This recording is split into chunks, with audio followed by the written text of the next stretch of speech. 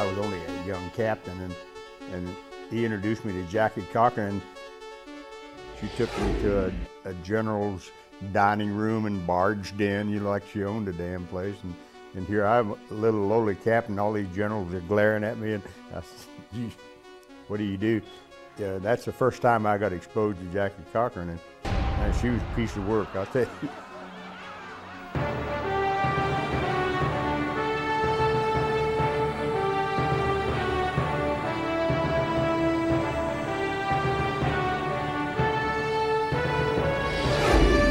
The cliché rags to riches accurately describes the life of Jacqueline Cochran.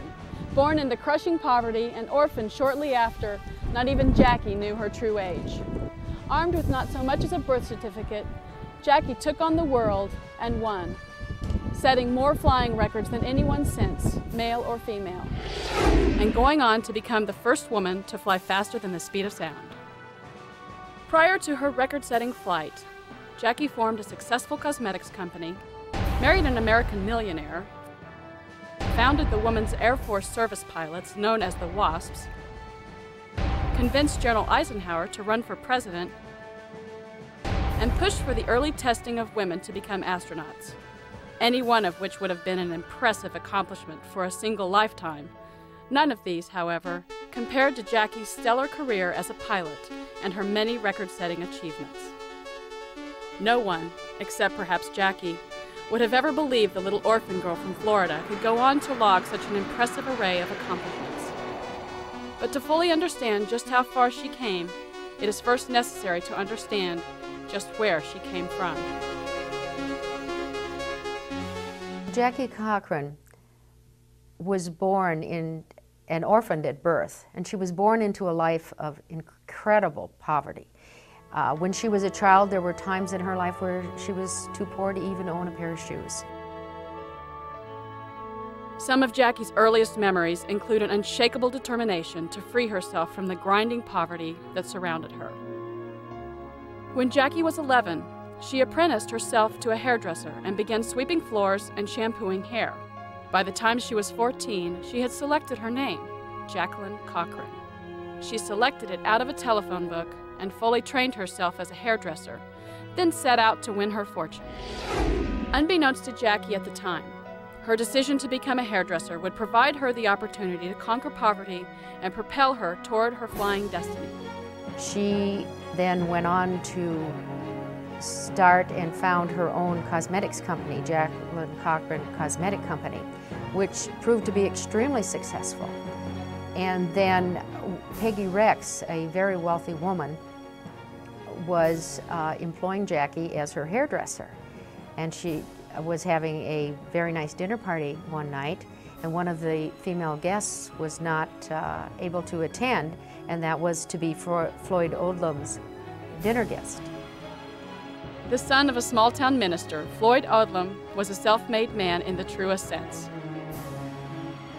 Putting himself through law school, he eventually became the chief executive officer of General Dynamics, as well as the owner of many other companies, including the radio station RKO.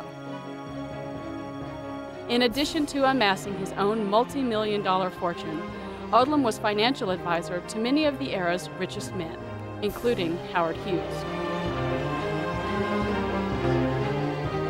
So Peggy called Jackie Cochran up and said that she would supply Jackie with a lovely evening gown if Jackie would agree to be Floyd Odlum's dinner partner that night. So Jackie accepted, was seated next to Floyd Odlum, and that was the beginning of a very long and wonderful relationship. It was Floyd who first suggested that Jackie learn how to fly in order to help her cosmetics business to grow nationwide. So, in the summer of 1932, on a $495 bet, the cost of 20 hours of flight time, Odlum waged that she could not get her pilot's license in 6 weeks, but she did it in 3. From that moment on, Jackie commandeered the controls, took to the sky, and never looked back. Jackie and Floyd got married shortly after. I soloed the first time in 1932, and I had never seen an airplane on the ground until Saturday morning, and I soloed Monday morning. Soon after receiving her flying license, Jackie took an interest in air racing competitions.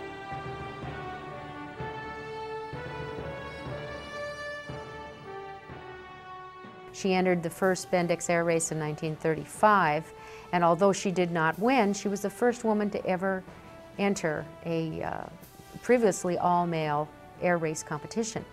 By 1938, Jackie won that race, which just goes to show you the tenacity and the determination that that woman had. On March 24, 1939, Jackie established a national altitude record for women. And in September 1939, she broke the international open-class speed record for both men and women. In 1940, she went on to break the 2,000-kilometer international speed record and the 100-kilometer national record. The next year, Jackie became the first woman to pilot a bomber across the North Atlantic. Jackie was one of the early members of the 99s, the organization of pioneering female aviators that first came together in 1929 to coordinate the interests of women in the aviation field. Eventually, their ranks grew to 99 members. Amelia Earhart, who went on to become the club's illustrious first president, suggested that the group be named the 99s, for the number of charter members at the time. Jackie was voted president of the group for the years 1941 through 1943. Just prior to the bombing of Pearl Harbor, Jackie and her 99s pledged their aviation services to the military for whatever crisis that lay ahead.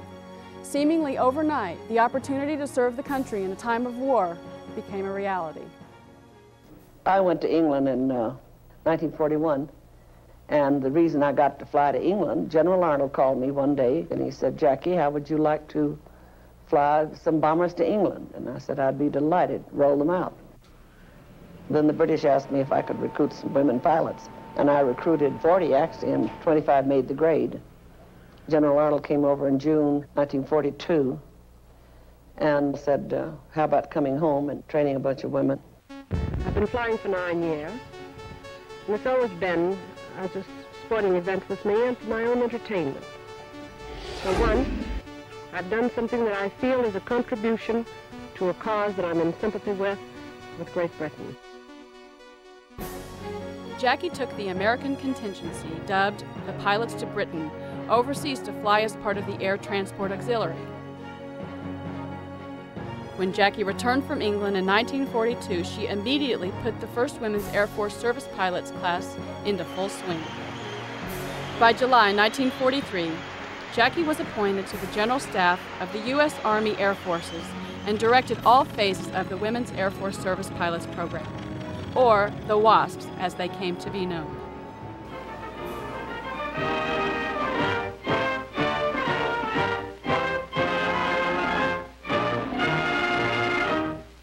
Graduation day, and the entire school turns out to pay tribute to this, the 6th graduating class.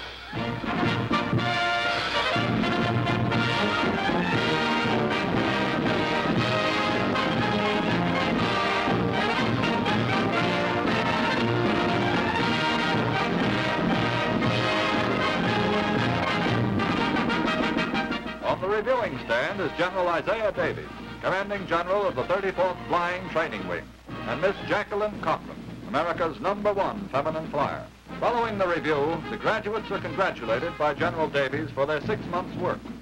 He tells them that we have lost more men in the skies of Europe than in the entire Sicilian campaign, and that the Air Force needs their services badly to replace flyers who have left for frontline duty.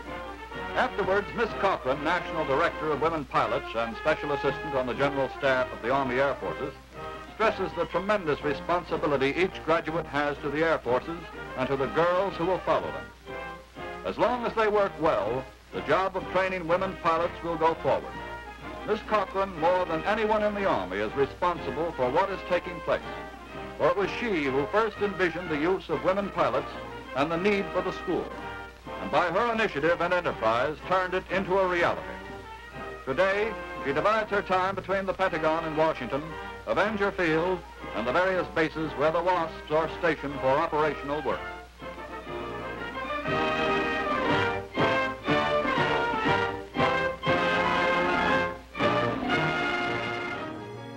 She was really encouraging, and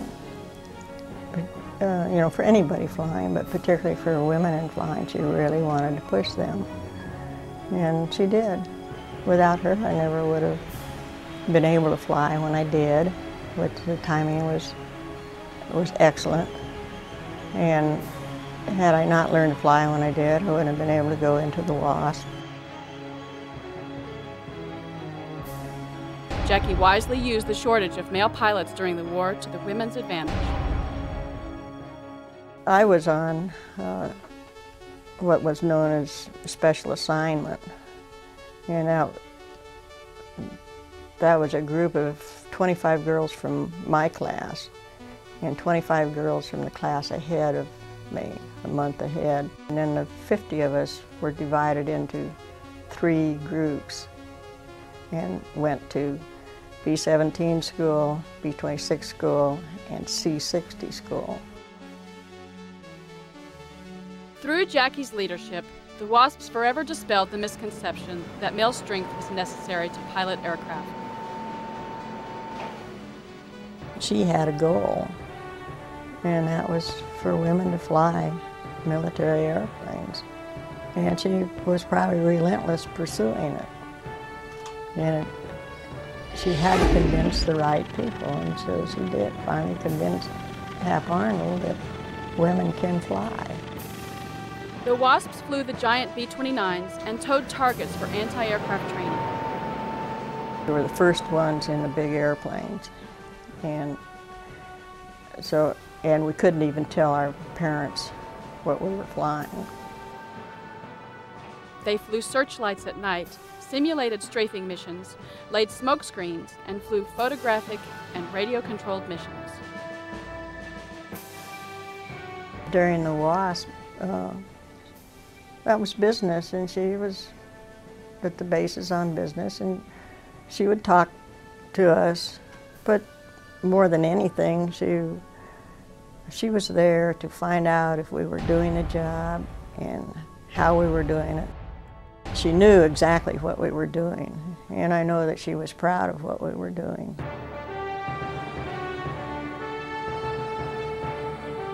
In the first year alone, the women pilots set a new safety record in military aviation, flying the equivalent of 3 million miles for each fatal accident. This rate was 2% less than that of the overall fatality rate in the United States for male Air Force pilots.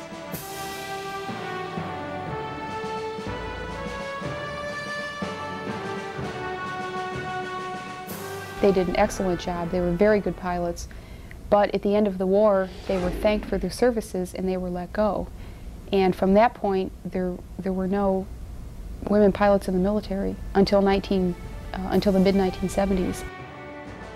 After the war, Jackie continued to participate in air races, establishing new transcontinental and international records. From her ranch in Indio, California that she shared with her husband Floyd, Jackie ventured into the political arena. It has been said that it was Jackie who suggested to Dwight Eisenhower that he run for president of the United States. And it wasn't too long after Jackie's rumored insistence that he did just that. She said, I think he's the most likely candidate that we have. And she said, he doesn't even want to consider it. And she said, I'm going over and tell him that we've got the political backing to make it happen. And she did, and she was successful.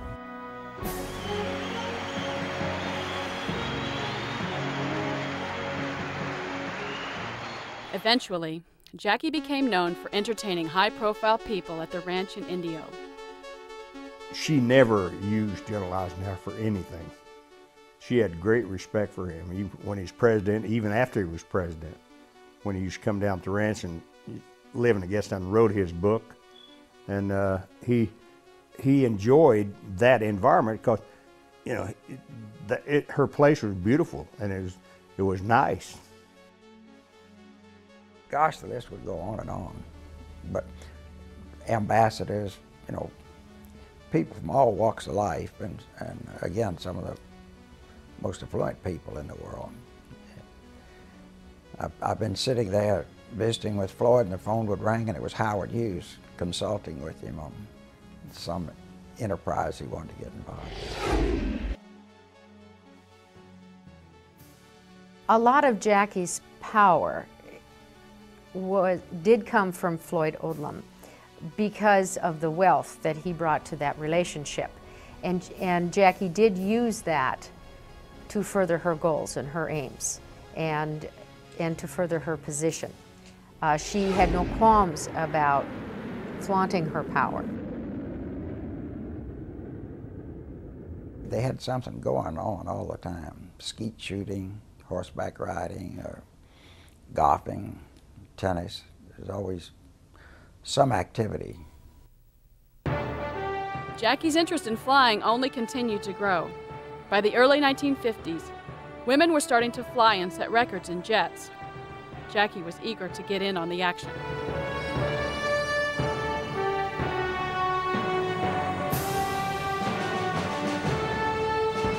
Jacqueline Auriol of France became the first woman to establish the speed record in jet aircraft. I think Jackie was driven half out of her mind. She couldn't stand it that Jacqueline Auriol was one ahead of her. But there were no jet airplanes that she could fly in the United States. So her husband Floyd achieved enough ownership of the Canadian licensee for the manufacture of the F-86 that he had his wife hired as a test pilot for the Canadian manufacturer of the F-86. Floyd Odlum owns Canadair, and they build F-86s, and Jackie wants to fly F-86s. Floyd Odlum calls the CEO and said, "Hey, Mike, you work for me, you'll do as I tell you." And it's not that direct, of course, but basically that's the way it's done. I do know that Jackie Cochran's reputation was one of being a woman who was tough as nails and determined, and that no one would get in her way, and that she was a steamroller. If you did get in her way, that she would steamroll over you. Determined to set world records in the U.S. with a jet, Jackie set her sights on her biggest goal, to be the first woman to break the sound barrier. The only coach she ever allowed to assist her was the first man to ever achieve this success, Chuck Yeager. At that time, he was testing experimental jets here at Edwards Air Force Base in Southern California.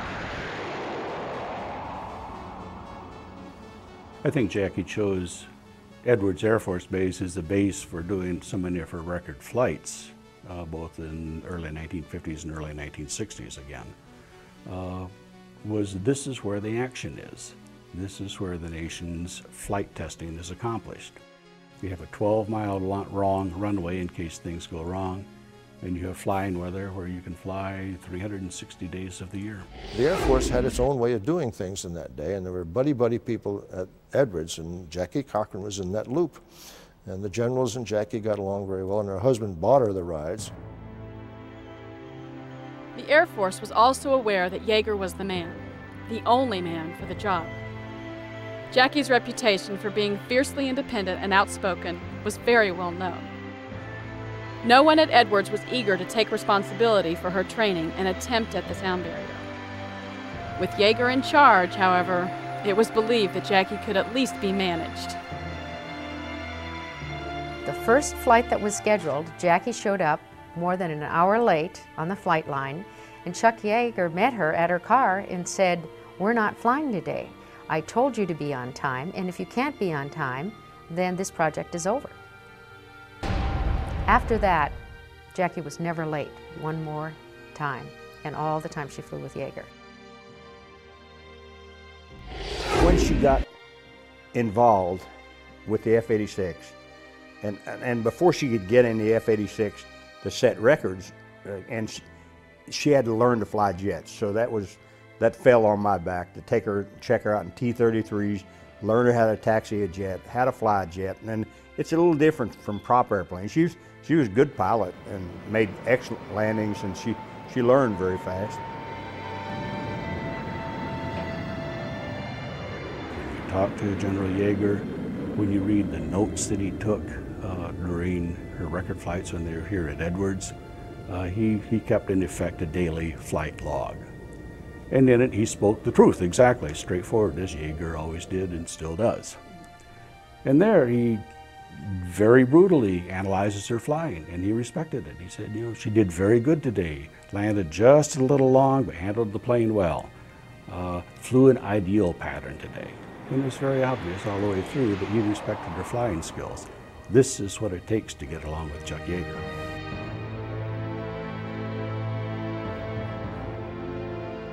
The military was very, very concerned that a tragedy did not occur and that there would be an accident and Jackie would be killed. That would be catastrophic for Jackie and her family, and also catastrophic for the Air Force. And also it would have been catastrophic for women entering the military and being jet pilots, because the publicity fallout from that would have been terrible. Jackie had to agree to pay for her own personal liability insurance for each and every flight she took. That was at a cost in 1953 of $10,000 per flight. The Air Force began to get progressively more nervous about Jackie's flights and her imminent shot at breaking the sound barrier. General Doolittle came down to Jackie's ranch, and after I'd been flying with her for about 4 or 5 times in a T-33, he sat me down, you know, and said, "Do you think Jackie can hack this program? Because we don't want the Air Force embarrassed, you know, if something happens to her." And I said, "Hell, she's a good pilot, General." I said, "I think she can hack it." And said, "Well, okay, it's on the monkey's on your back, buddy." Yes, sir. And she did very good. She's a good pilot, excellent pilot. Hell, she's as good as a lot of guys out there.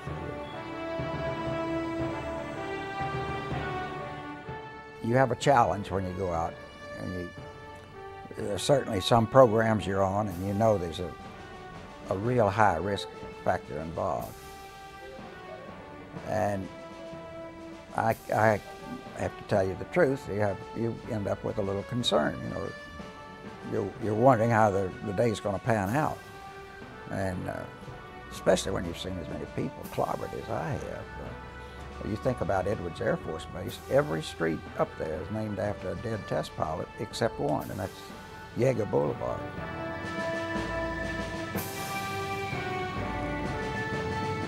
That day finally came when both coach and student agreed it was time to chase down the sound barrier. I think it was her 6th or 7th flight in the F-86, and I've been training her, you know, getting her up. The airplane would do 0.9 Mach straight and level. Well, you know, and then I've been increasing her speed up to higher and higher. And I explained everything, what happens. You know, it's really nothing. You can put a dummy in an airplane and fly it above Mach 1 as long as you know what you're doing. And so we took her up to 45,000 feet, and then her problem was Jackie didn't live on her back like fighter pilots do. You know, inverted. And I said, "Jackie, you know, we won't roll the airplane over and pull it and go straight in. We're going to push it over and get it in about a 60-degree climb. You'll leave the power up, and you get into a little bit of buffeting, and then as we go through 20,000 feet, we pull the airplane out, and we'll make sonic boom. So we'll get above, you know, we'll get up to Mach 1. She was working that close to the feathered edge of not surviving, because we did lose some airplanes that way.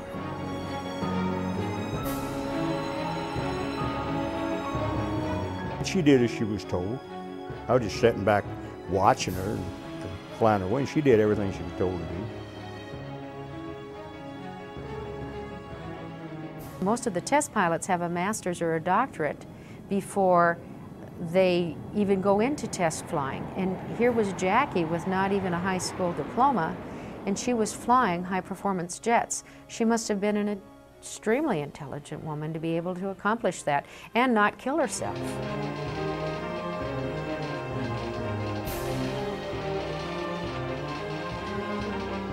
Using a Canadian-built Saberjet F-86, Jackie became the first woman to break the sound barrier.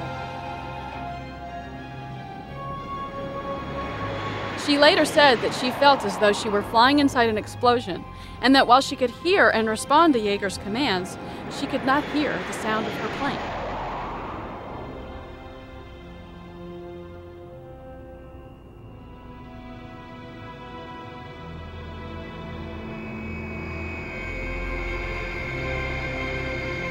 Well, you don't jump out of the airplane, jump up and down, scream, holler, and like that stupid movie, The Memphis Belle. Jesus, that's not the way it's done. You know, she was a professional, and when she got the airplane above Mach 1, we landed, and I said, "Hey, you did a good job." And she said, "Well, thank you very much." That was it. Well, I'm very happy that I've been able to make a jet record. I've made many records in reciprocating airplanes, and so to get 652 miles an hour and break the old record by 18 miles is pretty satisfying. I'm also very happy to have been the first woman to go through the sound barrier, the sonic barrier, and also to do this in company with the first man. For as well as she related to and worked with Yeager and other men, Jackie just never seemed to get along well with many other women. My impression of her is more that she was friendly enough, but unless you had something that would help her or further some of her goals, you weren't a bosom buddy. I don't know how else to put it. Jackie Cochran was an incredible overachiever. Every human relationship she had, I think, was competitive. She couldn't talk to you 3 minutes without one-upping you one way or another. And this was particularly true in aviation. A lot of women didn't really appreciate being around her very much because she was always talking about her accomplishments. Well, I didn't mind that at all because she had done it. And why shouldn't she talk about it? I thought, my gosh, that's wonderful. She has every right to talk about it. And I enjoyed hearing her tell of some of the things that she had done in flying. Jackie especially never seemed to care for one woman in particular, Pancho Barnes. Pancho, also a pioneering aviatrix, had set earlier aviation records of her own, becoming the first woman to fly nearly 200 miles per hour in 1930. Pancho was perhaps best known for her outrageous personality, unfeminine appearance, foul language, and her ranch and bar, the Happy Bottom Riding Club that she operated near Edwards Air Force Base. The bar was depicted in the feature film The Right Stuff and catered to the likes of Chuck Yeager, Bob Hoover, and Jimmy Doolittle.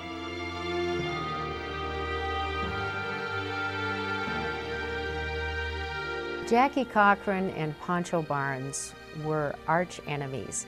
One of the reasons that Jackie and Pancho did not get along very well is that Pancho was always very contemptuous of Jackie's low birth and low social status.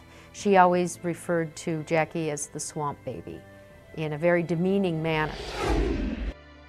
Jackie was a lady. I never heard anything foul ever emit from her mouth. Pancho is embarrassing, you know. Even for me it was embarrassing. I think I've heard everything. Boy, she was a wild one. She was always as gracious as a person can be, and about as foul-mouthed as any human being you've ever met. Every other word was 4 letters. They were two of the best pioneer women pilots in the world, and yet you could not put the two of those ladies together in the same room. They absolutely detested each other. In the mid-1950s, Pancho's restaurant and bar burned to the ground, and behind me is all that remains. Within a few short years, Poncho's star had completely fallen, and she died penniless and alone. Jackie's star, however, was still on the rise, with her sights set on a brand new frontier for women: space.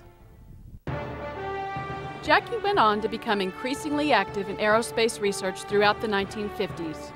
With the world's foremost authority on the subject, Randy Lovelace, a friend and colleague of Floyd's. Floyd Odlum was actually the first chairman of the board of the Lovelace, the board of trustees of the Lovelace Medical Foundation when it was formed in 1947 because of his friendship with Randy. And a great deal of financial support came from that family. He was a very prominent physician in aerospace medicine. He and Jackie worked together to design the first oxygen mask. And Jackie became a test pilot. That was her first test program, is when she took Dr. Randy Lovelace's design of the oxygen mask and flew up to 20,000 feet and successfully tested the first oxygen mask. Upon the birth of the National Aeronautics and Space Administration, otherwise known as NASA, neither the scientific ability nor facilities existed to medically test pilots for space adaptation. As a result, NASA chose to use the best aerospace facility in the country, the Lovelace Clinic in Albuquerque, New Mexico, where the selection and medical screening of test pilots to become the first astronauts in the Mercury program began. Based on his years of experience in the medical testing of pilots, Dr. Randy Lovelace was assisting NASA in profiling the ideal astronaut.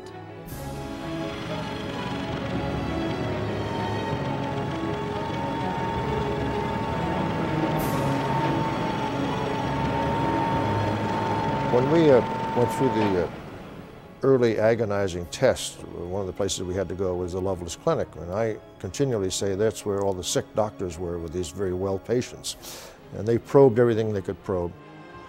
After hundreds of medical tests, 7 astronaut candidates emerged as the most qualified. When the space program started in 1959, it was going to be in a research environment. And there were only men pilots who had been experienced in research and development. There were no girl pilots that were qualified or had the background to get involved in space. Had there been, they would have done just as good a job as the men did. But they were not qualified. And it wasn't because there were women. At the same time, while on a trip to the Soviet Union, Jackie learned that the Soviets were already training women parachutists to become cosmonauts.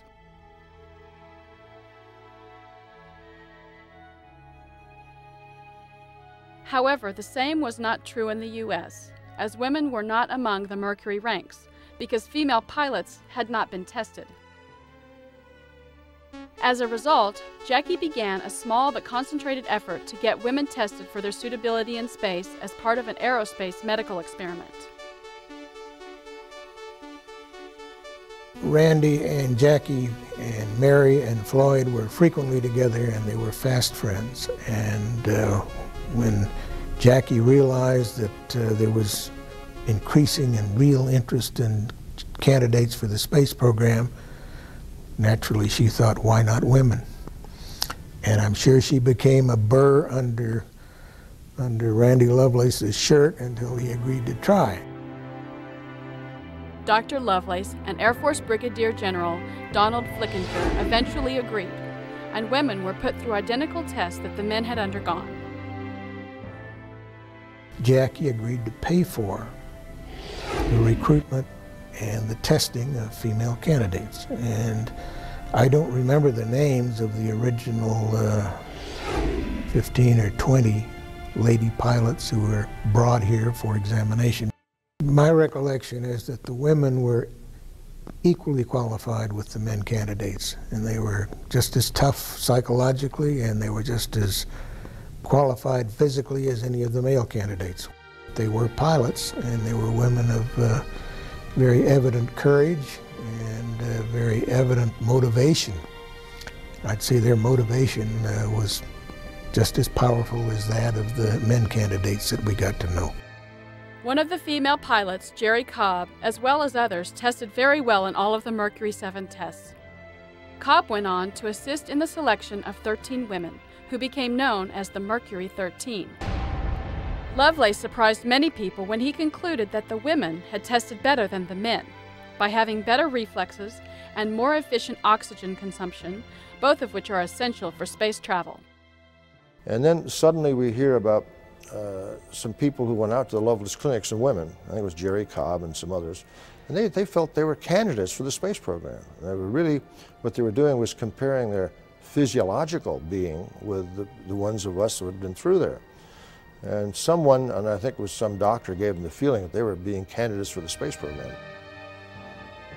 In spite of their outstanding test results, none of the women were ever given a chance to fly in space, even though the Soviets had proven that women could successfully handle space with the flight of their female cosmonaut, Valentina Tereshkova.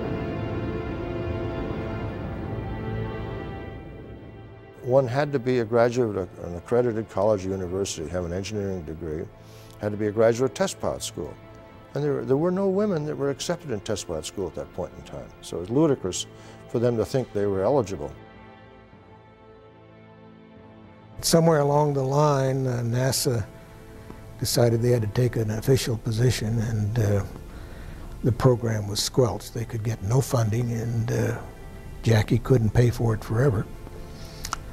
And so this was an idea that Jackie Cochran had, that she convinced Randy Lovelace to come along with, and which died a premature death because the world wasn't ready for it. Jackie's views at this time in 1959 that women had an equal place in space proved to be prophetic when Dr. Sally Ride became the first American woman in space years later in 1984. And when Colonel Eileen Collins became the first female shuttle commander in 1998. Jackie's setback in failing to see women become astronauts did not affect her flying. Throughout the early 1960s, she continued to fly jets and set dozens of records, including establishing 69 inner-city and straight-line distance records for Lockheed in a Jetstar aircraft.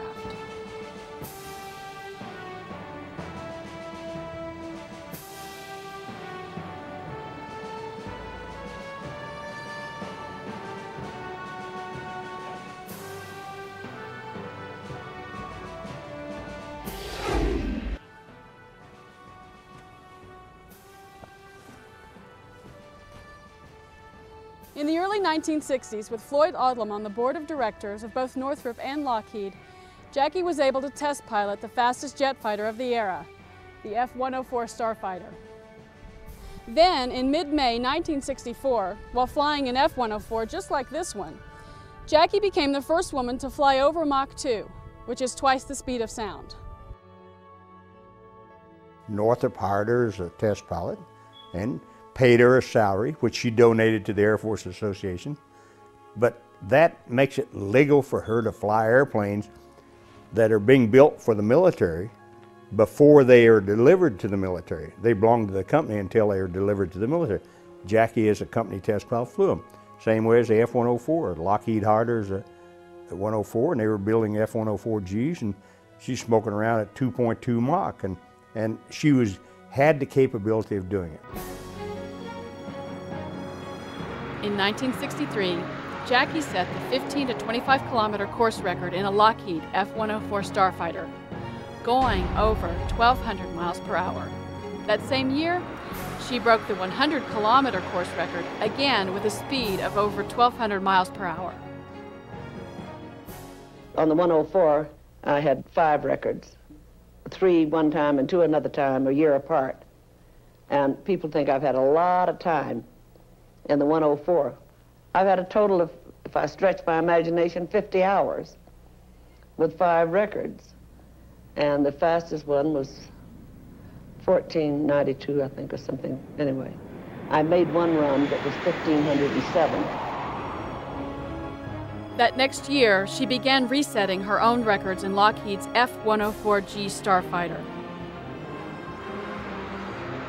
For the 15 to 25 kilometer course, a record of over 1,400 miles per hour. For the 100 kilometer course, 1,300 miles per hour, and for the 500-kilometer course, over 1,100 miles per hour.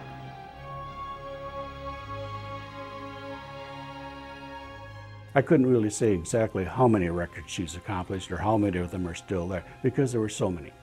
People look at aviation records and they tend to think, oh yes, they're in neat categories. The fastest plane, the highest altitude reached, the shortest time between 2 points. In actuality, there's an enormous number of records in the book if you start looking into it. Time to altitude records in different types of aircraft, speed records, informal speed records by jet, by piston engine, by multi-engine, by male, by female, to say nothing of all the point-to-point records. You have to also realize that she was in her 50s when she broke the absolute speed record for women at 1,400 miles an hour in 1963.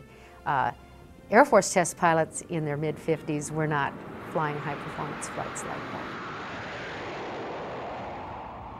Jackie, she was very much a lady. I mean, even, hell, it was really funny when, after she set the records in the F-104, they had a press conference. You know, she'd been smoking out the 2.2 Mach and 100-kilometer closed courses and 1525 at, more than 1,400 miles an hour. And then the ground control was calling her and she didn't answer. And I said, if you'll get your binoculars and look out there, you'll see she doesn't have her helmet on. She's combing her hair. And the guy said, yeah, you're right. But when she got out of an airplane, she looked like she had stepped out of a hairdresser's shop because she was that way. And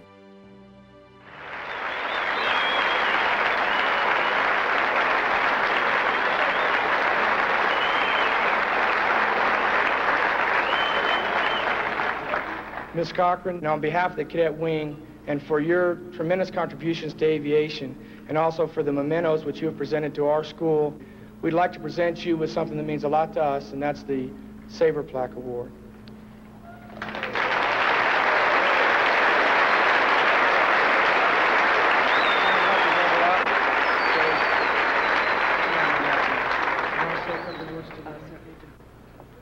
Gentlemen, I've been very fortunate to have been given an opportunity to serve our nation on so many occasions.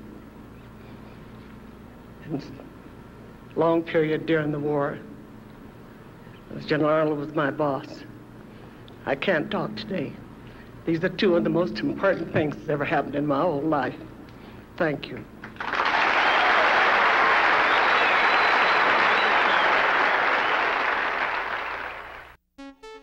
Jackie's life, however, started to tailspin during the mid-60s. Floyd wanted to finance a real estate venture for his son, Bruce. Bruce, however, eventually lost the money, and as a result, they were forced to sell the ranch.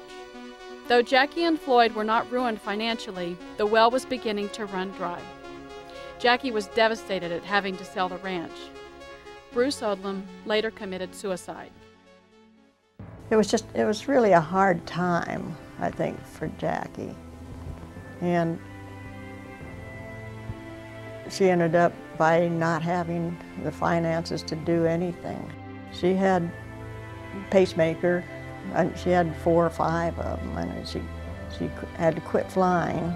And then all of a sudden be almost housebound and not wanting to leave her husband that much, you know, and he couldn't be gone. It was probably just, to me, just probably, I feel like she just kind of gave up.